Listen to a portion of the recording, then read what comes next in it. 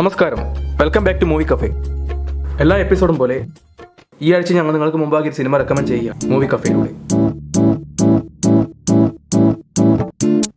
इस दुनिया में अगर जन्नत है तो बस यही है 2012 പുറത്തിറങ്ങിയ മലയാള ചിത്രമാണ് ഉസ്താദ് ഹോട്ടൽ. അൻവർ റഷീദിന്റെ സംവിധാനത്തിൽ അഞ്ജലി മേനോൻ രചന നിർവഹിച്ച ചിത്രത്തിന്റെ നിർമ്മാണം മാജിക് ഫ്രെയിംസിന്റെ ബാനറിൽ എസ്റ്റേൺ സ്റ്റീഫന്റേതാണ്.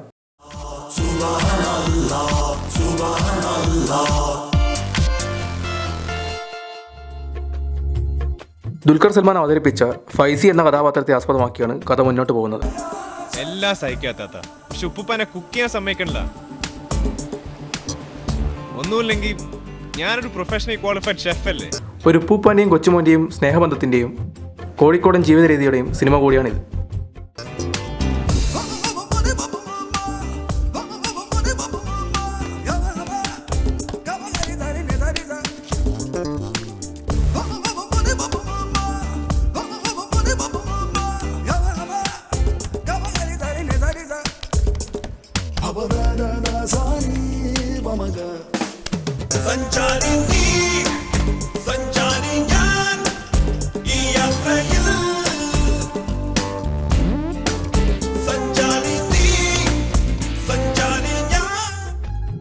അതിനോടൊപ്പം തന്നെ നമ്മുടെ രാജ്യം ഇന്ന് ഫേസ് ചെയ്യുന്ന പ്രധാന പ്രശ്നമായ ദാരിദ്ര്യവും പണക്കാരനും പാവപ്പെട്ടവനും തമ്മിലുള്ള വ്യത്യാസവും ഈ ചിത്രത്തിന് പ്രമേയമാകുന്നു.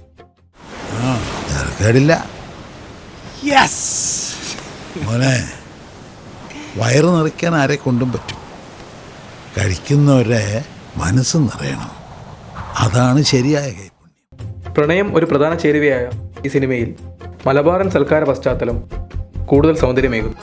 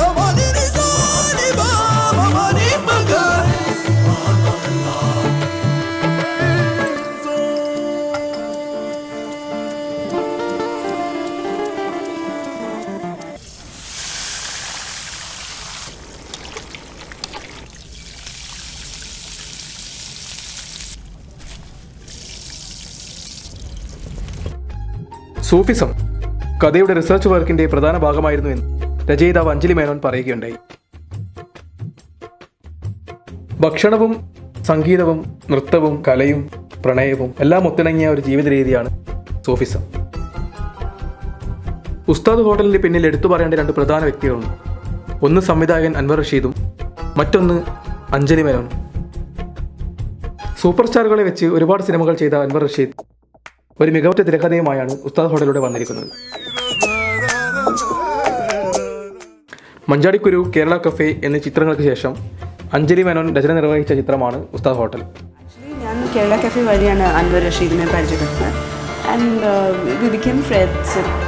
പല സ്റ്റോറി കോൺസെപ്റ്റ്സ് ഡിസ്കസ് ചെയ്യാൻ. അപ്പോൾ അൻവറിന് ഒരു കാര്യം മനസ്സിലുണ്ടായിരുന്നു, ദാറ്റ് ഇനി ചെയ്യുന്ന പടം ഒരു എൻ്റർടൈനിങ് ആണെങ്കിലും ഒരു meaning full type of film ആയിരിക്കണം എന്നൊരു കുറച്ചൊരു കോൺസെപ്റ്റ്സ് ഉണ്ടായിരുന്നു മനസ്സിൽ. ആൻഡ് അങ്ങനെ പല കഥകൾ പറയുന്നതിന് ഇടയ്ക്ക് I mention this particular story.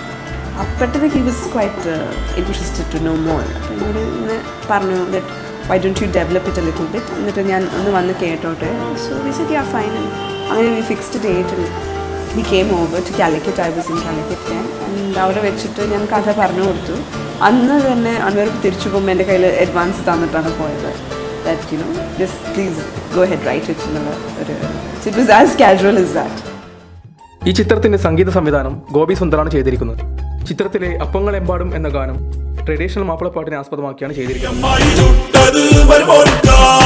അപ്പങ്ങളെമ്പാടും ഒറ്റയ്ക്കു ചുട്ടമ്മായി അമ്മായി ചൂട്ടത്. ചിത്രത്തിന്റെ പ്രധാന ലൊക്കേഷനായ ഉസ്താദ് ഹോട്ടൽ കോഴിക്കോട് കടപ്പുറത്ത് പൂർണ്ണമായും സെറ്റിട്ടായിരുന്നു ചിത്രീകരിച്ചത്. ഈ ഉസ്താദ് ഹോട്ടലിന് അവരൊരു ഈ ഉസ്താദ് ഹോട്ടൽ എന്ന് പറയുന്ന ആ സെറ്റ് കാലിക്കറ്റിലെ ബീച്ചിൽ ഉണ്ടാക്കിയിട്ടുണ്ടായിരുന്നു. ഞാൻ പോയപ്പോൾ അവിടെ ഷൂട്ടിംഗ് തുടങ്ങിയിട്ടുണ്ടായിരുന്നു. It was still under construction.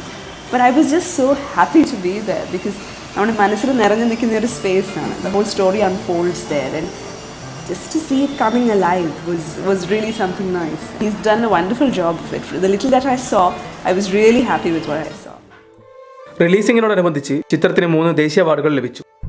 മികച്ച ജനപ്രിയ ചിത്രത്തിനുള്ള അവാർഡ്, അഞ്ജലി മേനോന് മികച്ച സംഭാഷണത്തിനുള്ള അവാർഡും തിലകന്റെ അഭിനയത്തിന് പ്രത്യേക പരാമർശവും ലഭിച്ചു. പ്രശസ്ത സാമൂഹിക പ്രവർത്തകൻ നാരായണൻ കൃഷ്ണൻ എന്ന വ്യക്തിയെ ആസ്പദമാക്കിയുള്ള രംഗങ്ങൾ സിനിമയെ മറ്റൊരു തലത്തിലേക്ക് എത്തിക്കുന്നു.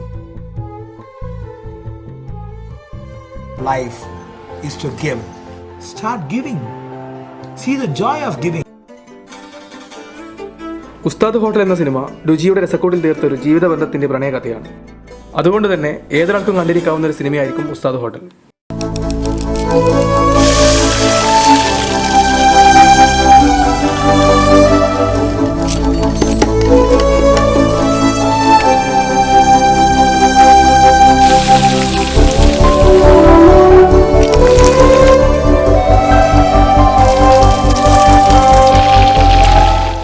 മൂവി കഫയുടെ ഇന്നത്തെ എപ്പിസോഡ് ഇവിടെ പൂർണ്ണമാവുകയാണ്. അടുത്ത ആഴ്ച കാണും വരെ ഗുഡ് ബൈ.